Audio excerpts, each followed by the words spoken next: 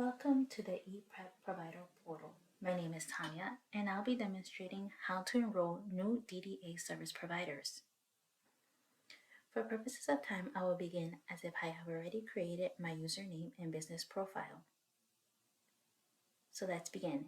Enter your username, which is the email address you used to create this account.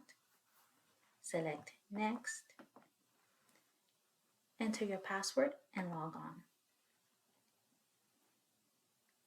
We are now directed to our UAT environment, which we use for demoing and testing purposes, so you will not be seeing the screen. But now I will select the account which I wish to work on today. So I'm selecting that account. And now we are directed to our ePrep homepage.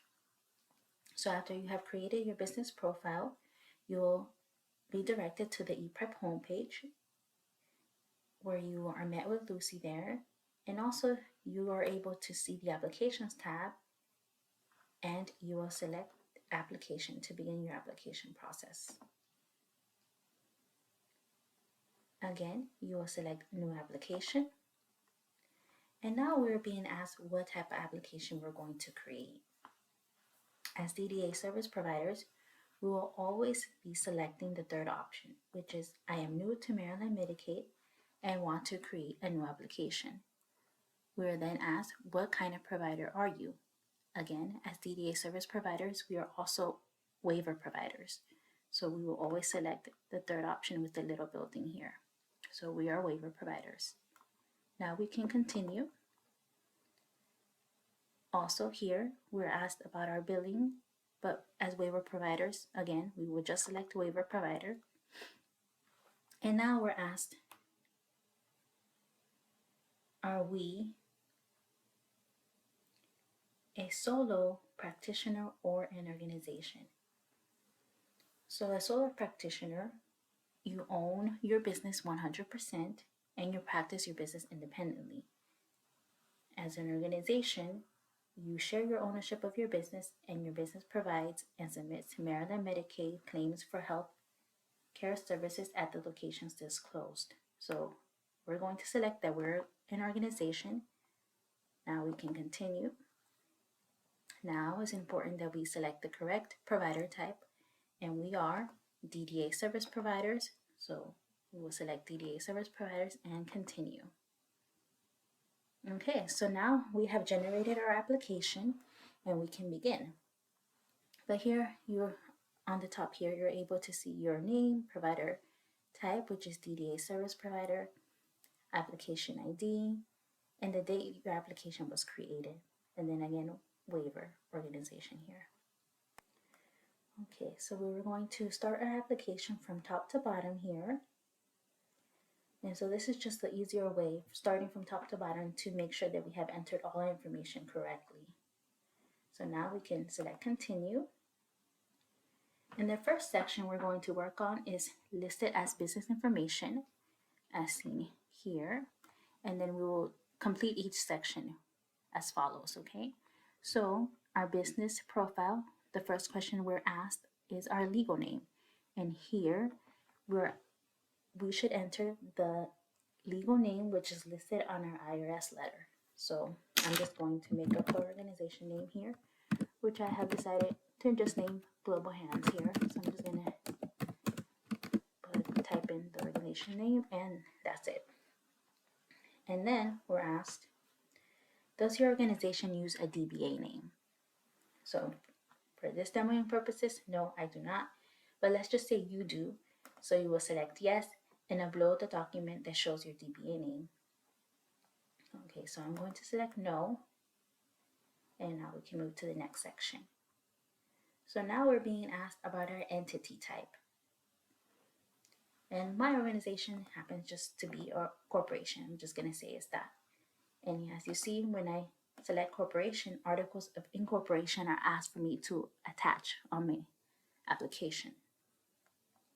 So you can just easily drag your documents here or just browse, and you're able to drop in your document here. And it's also just to note, As DDA service providers, the most common entities that we see here are corporations, limited liability company, and nonprofit 501(c)s. So let's just say we are a nonprofit, and you see that that document is needed. So we will make sure to upload our NPO here.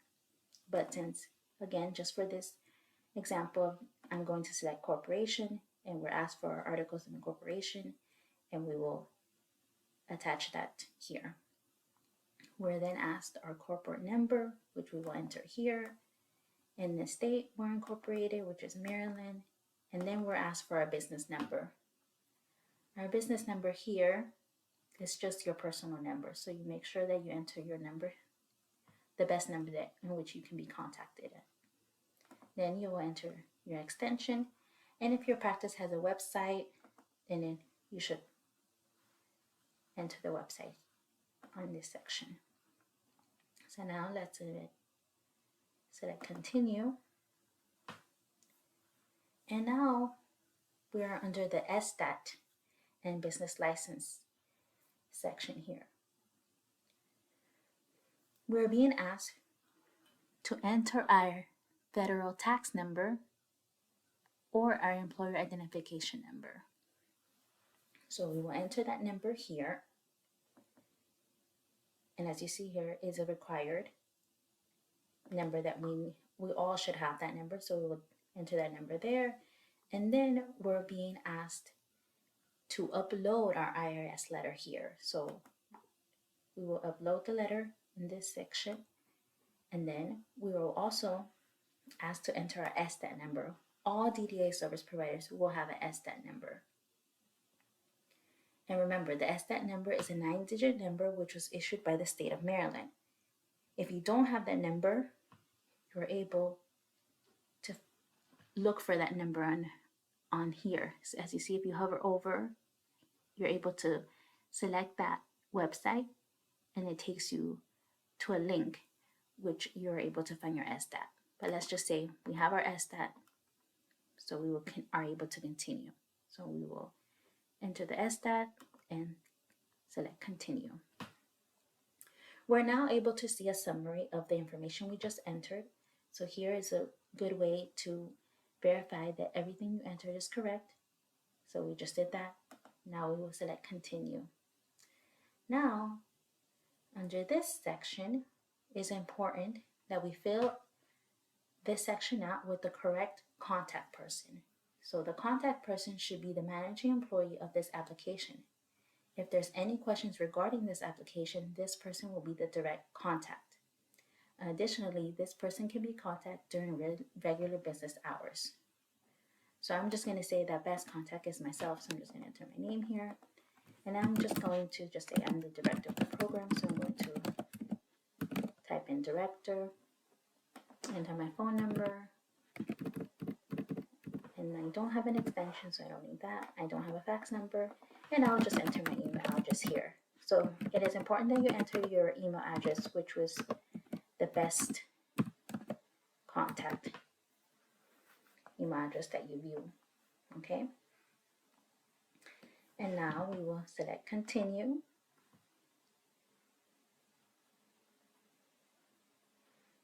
And we are now under the address section.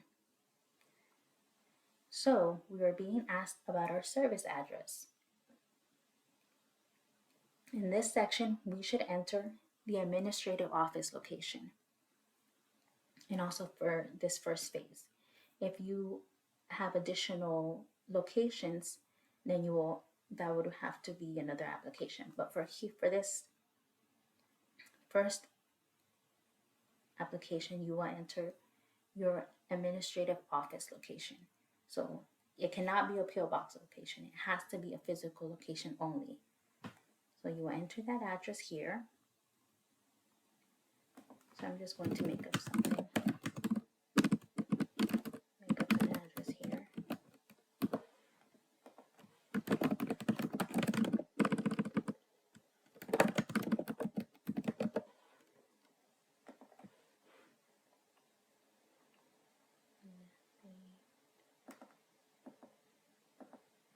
Okay. Remember, I'm just making this things up here. Okay. Then these are two very important questions that you should answer correctly. And where they're asking us, is this service location ADA accessible? So yes, it has to be ADA accessible. So you will select yes. Then it's asking, does this service location have TTY capabilities? And that is for the hearing and speech impaired typewriter. Okay, so let's just say no, we don't have that. Okay, so now we will select continue.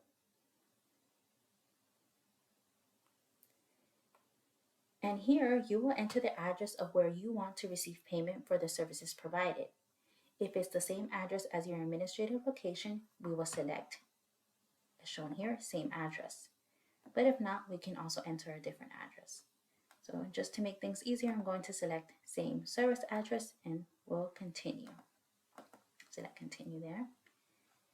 And now the mailing address. So here we will enter we will enter the address where you would like MDH to send you official correspondence. And here, as you see, we can actually select the same service address or the same as pay to address. So we can even add a different address here if needed. But just for making this easier and the demoing purposes, I'm going to select same as service address. So now we will again select continue. And a summary page is generated again for us to view that we verified everything once again. And now we can continue.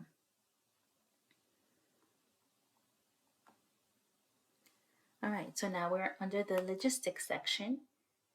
And in this section, we are able to modify our business hours here. Okay, so if our business location here is open 24/7, we will select open 24/7. So meaning that there's a person who will always answer the phone, who is always available for contact. But if that's not the case, then you don't select open 24/7. All right, so my organization is not open 24/7, so I just selected open on specific business days. So as you see, when you select that, we're able to view Monday through Friday and also the weekends. So let's just say my organization is closed on Thursday, so I'll select off, and then we're open on Saturday. So then I'm going to select on, and then enter the hours of operation. So I'm just going to say opens at 8 and we will close on Saturday, we close at 2. So I'm just going to enter 2. And you see, so you're able to modify your hours of operation here. So please enter your correct hours of operation. Okay, and then we're being asked these questions in regards to our organization. So has the staff at my organization completed cultural competence training? I will select yes.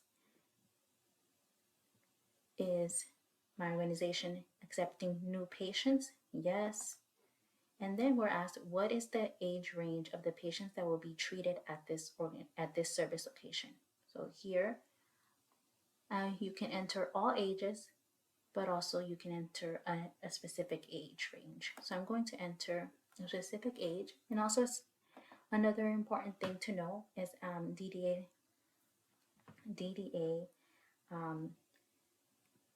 adults start at age 21.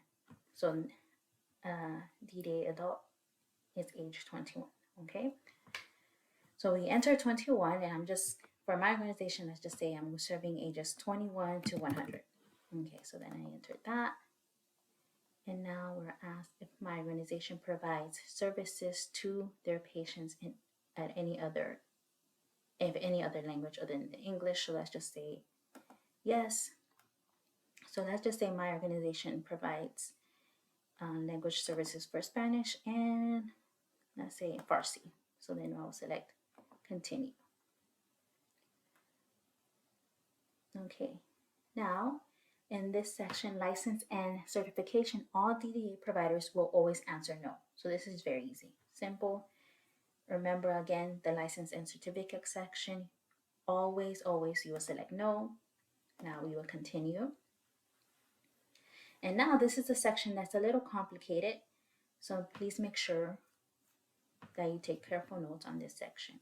So here we are going to provide the addenda, which is a PT90 for us, and we will also add other supporting documents to our application.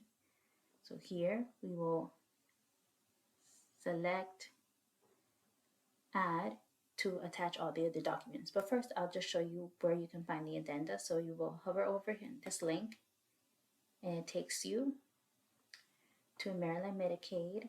Then we can go under D, select D, DDA services right here, then select that. Okay, so here you'll see your addenda, as you can see, PT90 DDA, and now we will fill this out. So I will just explain this a little bit. So here you will enter your tax ID, and all should have one, so we will enter that. Then we will select DDA approved MA application, so we will select the first option here, and then we are being instructed just to complete table 1. So then we move on to page 2, which you see there, table 1.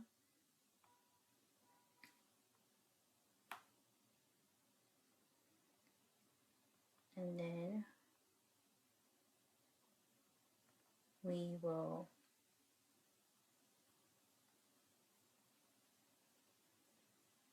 only select the services which we have been approved. So in this section, it's important to have your DDA approval letter that shows you which services you were approved for, and then you will select those services.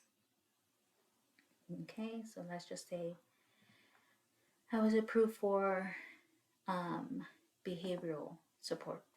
So I just like that. And then under table 2,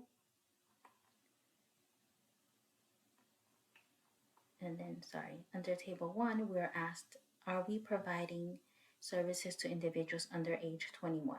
And so no, we will select no. And most will say no. Okay, then we go further down, we will skip table 2. Then we will read the general conditions for provider participation. So it's important that we read this carefully. So there's several conditions to be able to work in the program. Okay, so you so to participate as a provider, the provider shall, and then you will read each section. So we have sections 1 through 9.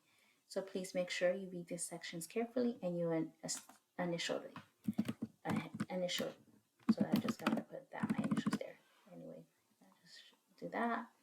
And then you will sign and date. Then you will download, here's the little download, and you will attach it to your application.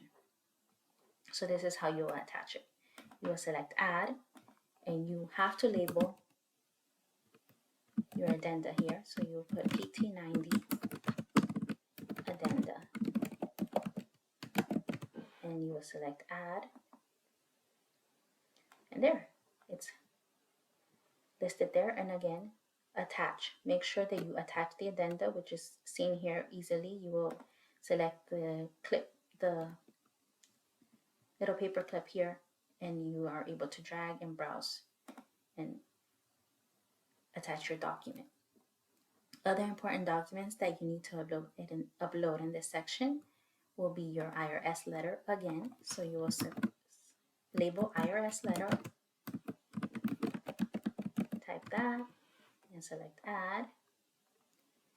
You will also then add your board of directors. So here you will just label board of directors, and this will be a list of all their contacts. So you will list their full names, date of birth, and contact information. And then you will select add. Okay, then we're going to also upload your DDA approval letter. So we'll label that, add as well. And then one last document, we're going to add our OHCQ license. And we label that as well and add. So again, we have all the supporting documents, which are the 5 documents listed here below, and you will attach each document to your application. Okay, so now we can continue. Select continue. And again, a summary is generated for us to make sure that we have uploaded the correct documents and have attached everything. All right, now we can continue. Okay, so we're now under the disclosure information. Okay, so under the disclosure information, we're just being asked questions pertaining to our organization. So these are just questions making sure that we have not obviously abused any programs, that we haven't been suspended from any Medicaid programs before or any other programs in the state. So here is asking us, have we been terminated or denied enrollment for any Medicaid programs in Maryland or any other state? So let's just say no. But remember, it is important that you answer these truthfully. So that's just, of course, no. Then we're asked about, have we been convicted of any crimes of billing, of supply, any offensive things in that nature? So no. Asking if has the organization found liable for fraud or abusing government programs? No. Has the organization have any issues in regards to fraud or being involved in abusing government programs? Again, no. And have we been suspended our professional license or certification? No. And again, do we have any sanctions against us? And of course we'll say, of course, no. Okay, so now we can continue. And now we're being asked if we have any fines or debts with any state or federal government. No. But let's just say we do. We will select add. And as you see here, you will add the information, if debt or a fine. So you won't have to add that and disclose that information here. But no, we do not have any debts. So no debts. And we can continue again. Okay, so in this section is asking us about subcontractors. And if you are confused on what that means, we are able to hover over here and it explains that a subcontractor means an individual, agency, or organization to which an applicant or provider has contracted or delegated some of its management functions or responsibilities of providing healthcare services. Okay, so let's just say no, we don't have that. So you will say no. But if you do, as I just clicked here, you're being asked, so if that person, how much ownership that person has, and then you will provide that information. But for the demo purposes, again, I'm going to select no. I don't have any subcontractors. Okay, so now we can continue. All right, so this section also is a little bit complicated. So we are in this section, you will have to enter all of your board members, officers, directors, and managing employees. So in this section, if you have 10 plus employees, you will enter all their information. If you have 20 employees, you will enter all that information here. So it's important that you enter each of your board members' names in this section. So I'll show you how that can be done. So we select add, and I will enter an individual's name. So let's just say I'm just going to use myself again. So put in my name there, select add. And now I'm going to add additional information. As you see, it's asking me for my address, my residential address, Social security number, you will add that there, date of birth, and if I have an MPI, if this is a provider, if this is a licensed provider, then you will do, then it's okay to add, but you don't need to add one. That's not necessary. You can always just press select any, okay? And then after I have entered that information, I'm being asked questions in regards to myself. So as you see, it's saying my name here. Does myself currently participate in any provider programs for the Maryland Medicaid or in any other states? So let's just say, no, I am not participating in Maryland Medicaid in Maryland or another state. Then I'll select continue. Oh, so this is just showing because I didn't enter everything there. Just again, this is just for demoing purposes, okay? Okay, so now I'm being asked about my ownership. So you will select ownership and then you will select the amount here. So you will select the ownership percentage of, then you will enter the percentage of the amount and also the date of the effective ownership. So it's very simple. You add that information there. Again, so remember, I entered myself as a director, so I will enter here. I will select a board member. So this is only done for the director, or I don't know, you might want to call in your organization, you might just call them president or the chair board. So this is how you will enter the information here. So I just selected board member.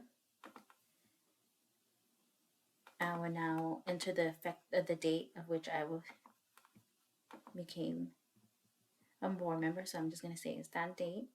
And now I will also select other and type and specifically enter my title, which is director. I don't need to enter the date again. So then you will select continue. But here also, you're able, in this section, you also are able to enter, as you can see, every board member, but only for the director or president or however you are naming the president of the board. This is the way that you will enter them. So now I can select continue. Okay, so then we're asked a few questions again in regards to ownership. So it's asking me, do I have ownership of Global Hands, which is my organization? I will say no. Just for this demo purpose, I'm saying no. And then it's asking me about any family relations with subcontractors. I'm just selecting no, no. And if you have any further questions in regards to this section, you can contact us via email or also the DDA representatives who are best to help you in this section also. Okay, so now we can continue. Select continue here. And we're now under adverse actions, and it's asking in regards to programs again. So now it's asking me as an individual if I have any issues with programs, if I have committed any fraud, been suspended from any Maryland Medicaid programs or any other state government programs or even medical insurance programs.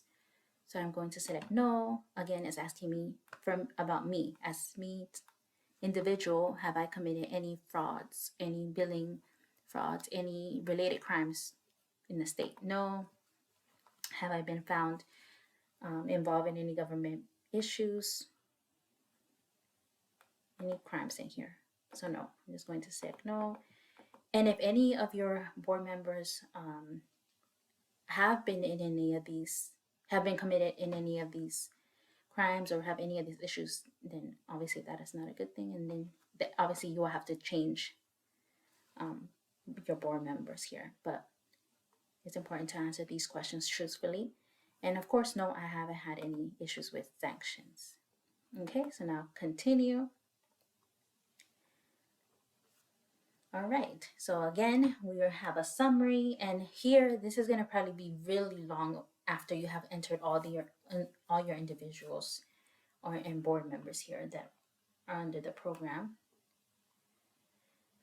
Okay, so then you are able to view all that, and then we will select continue. Okay, so we will select continue again.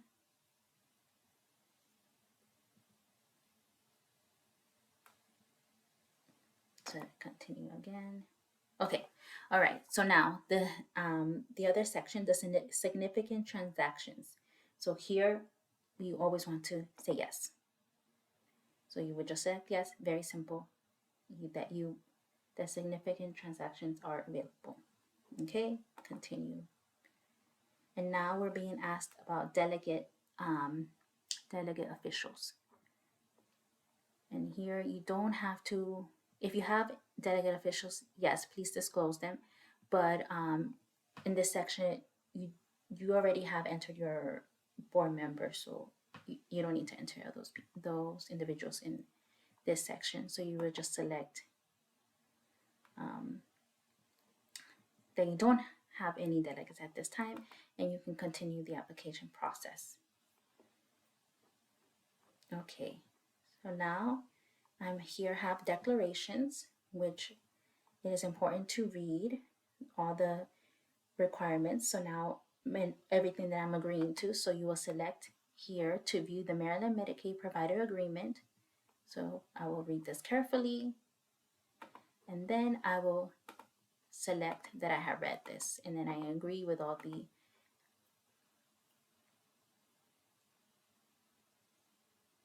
okay. Now I'll select continue now,